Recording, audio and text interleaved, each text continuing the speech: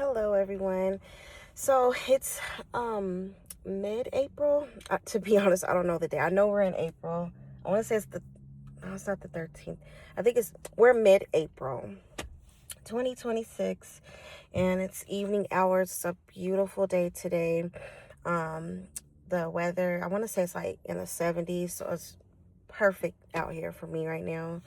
Cloud cover like I like. It's just beautiful. But wanted to check in and kind of talk a little bit about disabilities and abuse, like chronic pain type disabilities, specifically invisible illness. So definitely like chronic pain that you can't see, or just any type of ailment or disease or whatever illness that a person is being afflicted by sometimes leads to abuse. And there are different types of abuse. Like off the top of my head, I could think of like 5 different. I know the main thing of abuse is people think someone being physically abusive, but as everyone knows, the worst type of abuse is the mental abuse, because those things last a lifetime. Things that you've been told or things that have been said about you, those things tend to last forever. Whereas like if you're physically abused, those scars or whatever can heal up. I mean, you're still affected by it. Some people are still affected by it, but it's all abuse. There's financial abuse, emotional, mental abuse, psychological abuse. I say physical. I don't know. I just know it's like a good handful of different types of abuse. So I just wanted to briefly chime in and talk about that. And I know it's a very sensitive, I shouldn't make light of it at all, because it's a very sensitive topic. And a lot of people, I don't like to say everyone or a lot of people. I don't like to like use those words, but I feel like I'm just speaking from my own experience. I feel like a lot of people don't like sharing their experiences with it because of either embarrassment or just not being a open person, an open book type person. A lot of people are private when it comes to either suffering abuse or witnessing abuse. So I just wanted to see if there's anyone who also has experienced any of those types of abuses, and what you done or plan to do, or whatever can help the situation, as far as coping or preventing it, getting away from it, things like that. So I'm going to be a little vulnerable, a little open, and kind of share some different types of abuses that I've experienced. I can even go back prior to being diagnosed with a chronic invisible illness. But I am going to be a little bit vulnerable and share some of the abuses that I've experienced and how I've coped with them, how I've gotten through them, and what I plan to do. So here we go.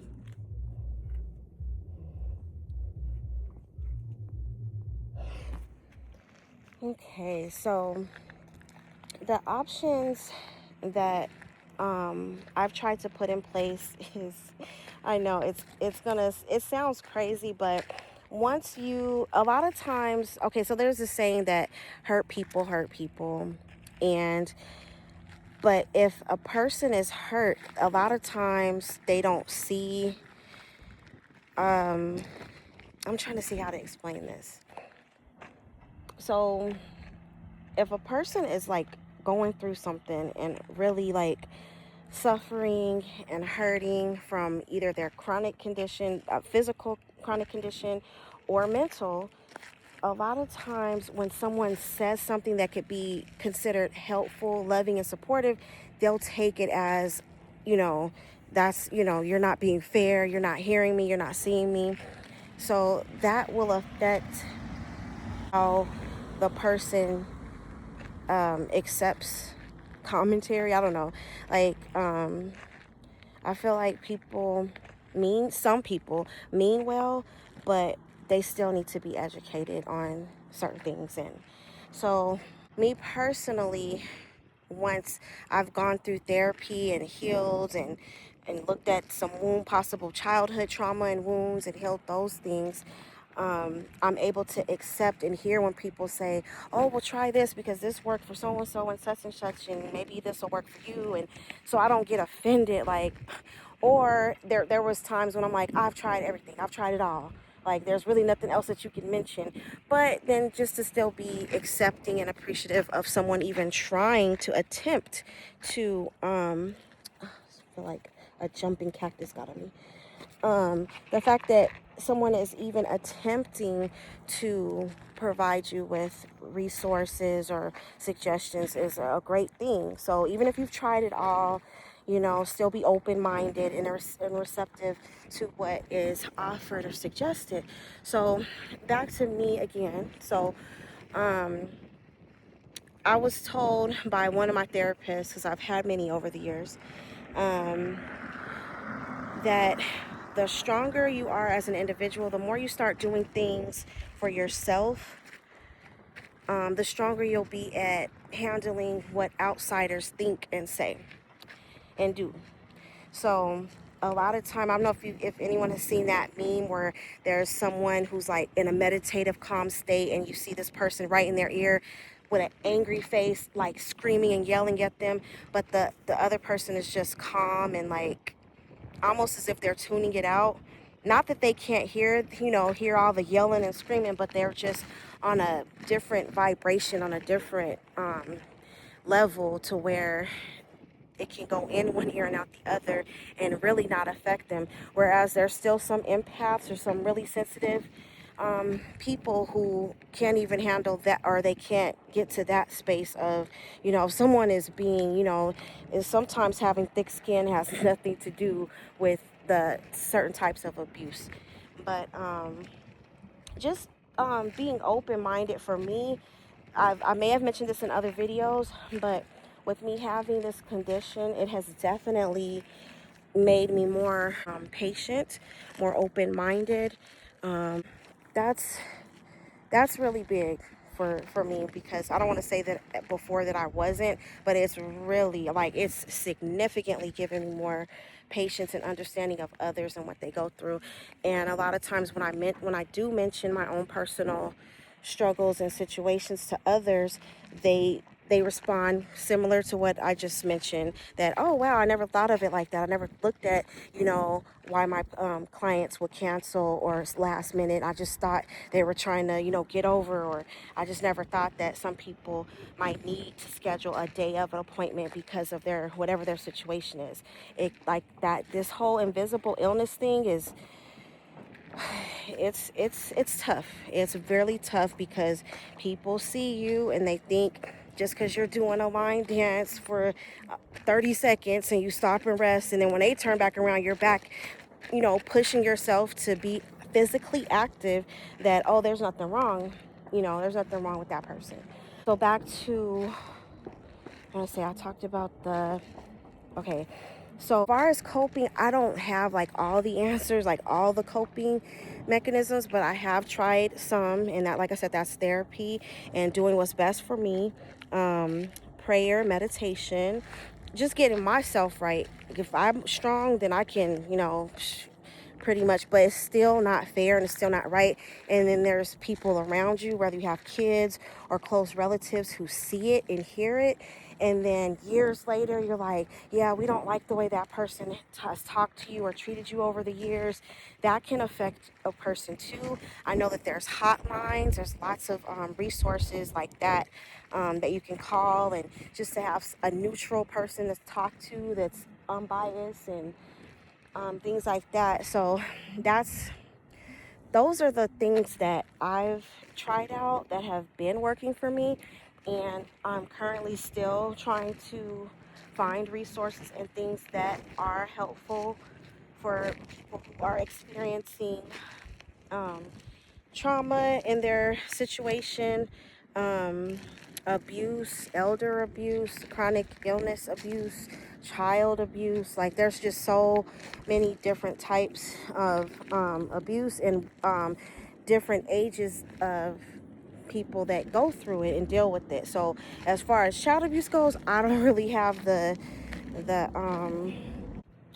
so thinking back to childhood, I would definitely say, and I'm not a Gen Z or a Gen Xer, I'm a Generation Xer, and so parenting styles were a lot different back then.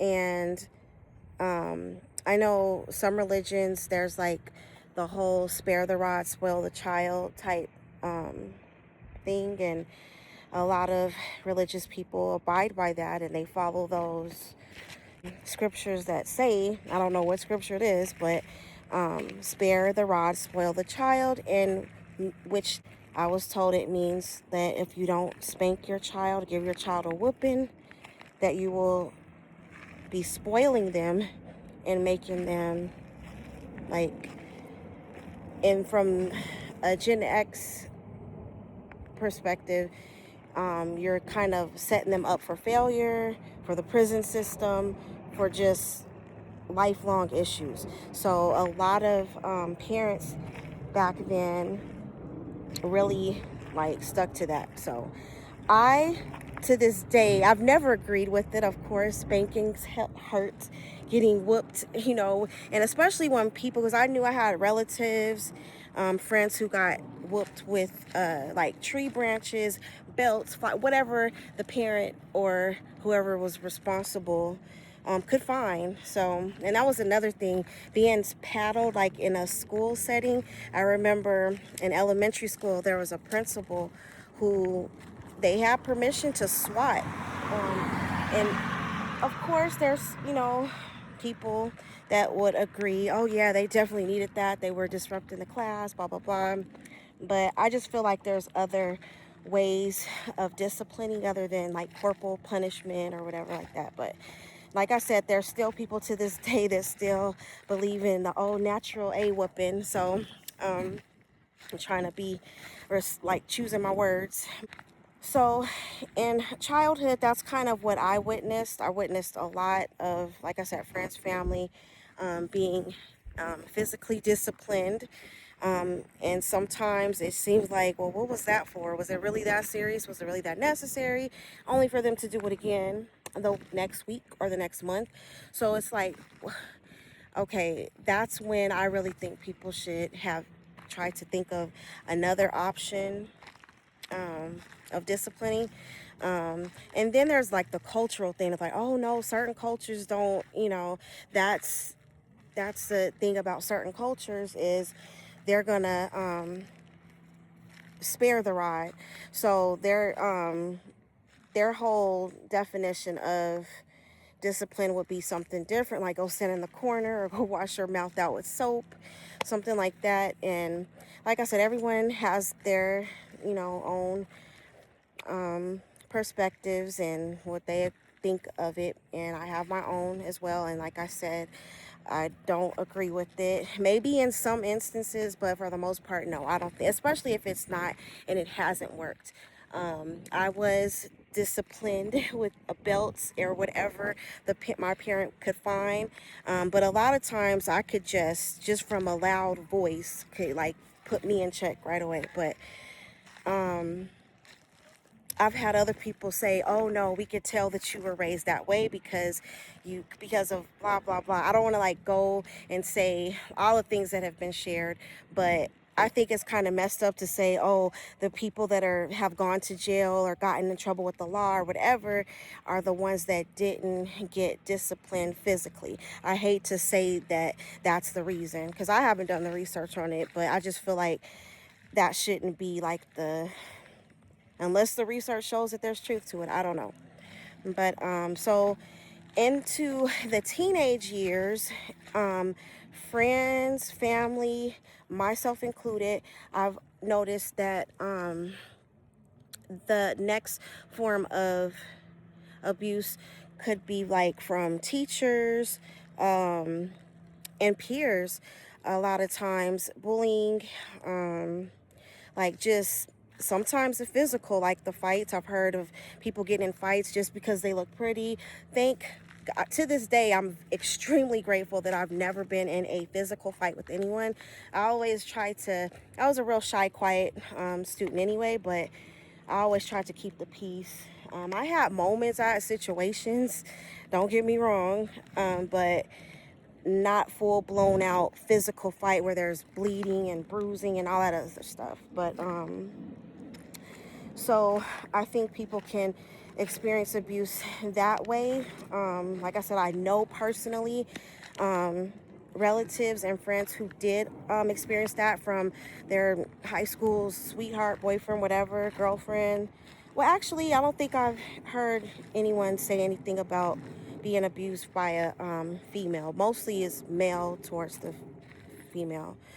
But teachers noticed that. I experienced it in college, like with some of my instructors. I can think of a few actually that were, in my opinion, abusive, disrespectful, judgmental, a lot of different things. And what else? And I could see it amongst my peers too. When I was in college too, I could see, like, when, and this is one thing I did not like, was when teachers wanted you to do group efforts, like group projects and things, and there's always I swear it was always one student who was just mess it up for everybody, or just decided at the last minute that they didn't, or to make up something and go tell the instructor, oh well, they didn't allow this. And then the instructor, instead of asking the group, oh, I decided to grade you all individually, and it's because it was brought to my attention that another student did more work or was bringing more to the table, things like. There's just a lot of different things that happen. And then so moving along, family issues, sibling rivalry, like issues amongst relatives, favoritism between relatives, and some relatives being treated better than others. And it's it's just something that I've witnessed and seen others go through, and it's pretty unfortunate. Now, going back to the health, having health issues, having fibromyalgia, chronic pain, mental health issues. I know a lot of relatives that and friends that suffer with mental health issues, and I tell you, the stigma, that abusive stigma. Oh, she's weak. Or I guess she can't work because she's just not strong enough, or her anxiety is just too whatever. I've heard so many different stories, so many different situations, and like I said, it's very unfortunate that there is a stigma.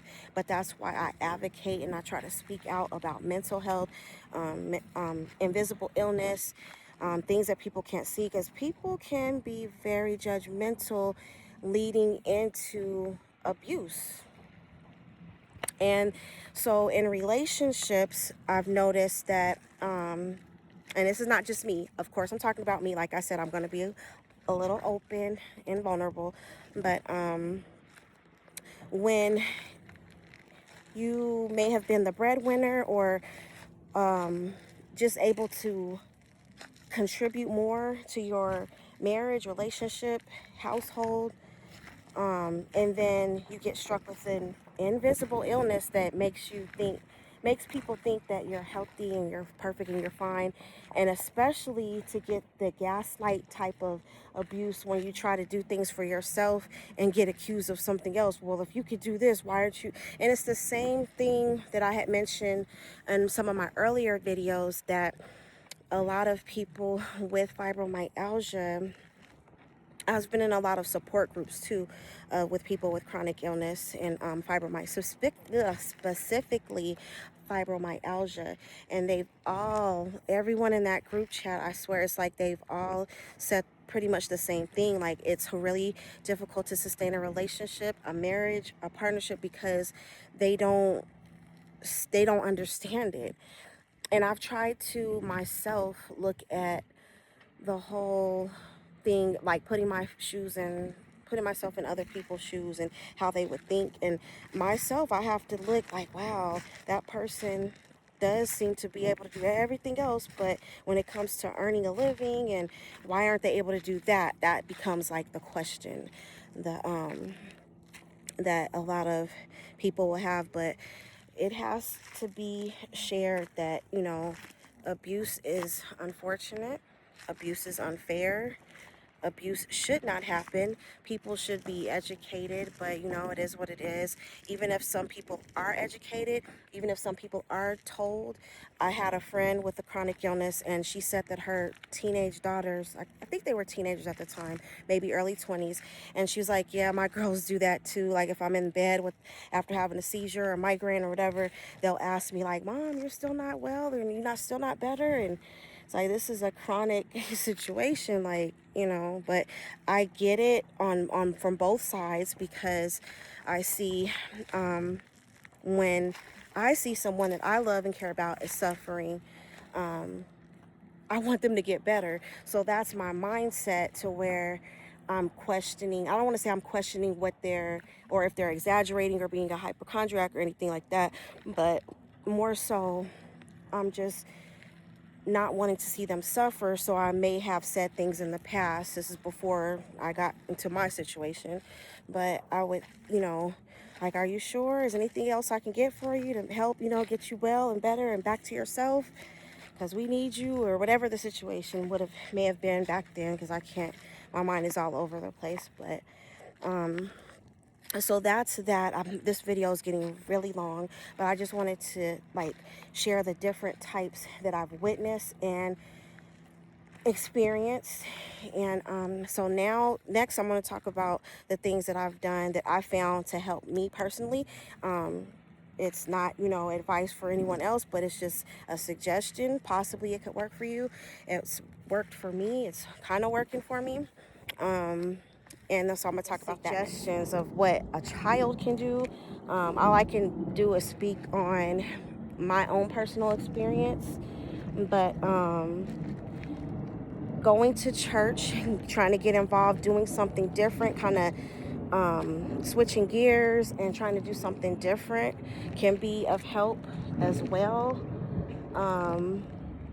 And pretty much that's it. That's where I'm at. So if anyone has any suggestions that you would like to share, please put down in the comments what you suggest may be of help for someone who is suffering with chronic illness and being abused financially, emotionally, like saying you can't be that sick. Those kind of things can be very hurtful and unhelpful, very much so unhelpful. But I know some people just their mindsets. Some people can't be, I don't want to, educated on this type of thing. Some people are just got their own mindsets. Same thing when I had mentioned the whole spare the rod, spoil the child thing. Some people to this day strongly believe in, if you spare the rod, you are going to spoil the child. So that's, like I said, something I don't really agree with that in every situation. Sometimes that might, because I've heard some people say, oh, and then there was, not to be too vulnerable and open, but there was a situation in my early teen years, I want to say 13, where I did receive physical discipline. So bottom line, it definitely made a difference, where I never ever to this day would never do what I did.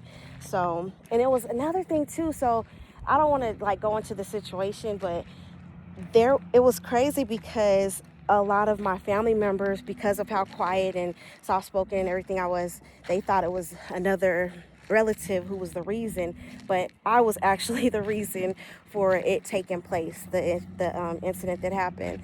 but they never believed it. They're just like, no, we know. I'm like, okay, well, I'm not going to keep arguing and throwing myself under the bus. But yeah, so that's just something to consider and think about, just not being judgmental and being open-minded. So with that being said, I hope that everyone, I'll wait for this car to go by. Okay, with that being said, I hope everyone is blessed and doing well and staying in motion. Do what's best for you. I say this every time to close out because I'm saying it to myself for motivation to myself as well, to stay in motion as much as possible. Do the best you can. If you haven't already, please like, share, and subscribe. And I'll see you in the next one. Peace.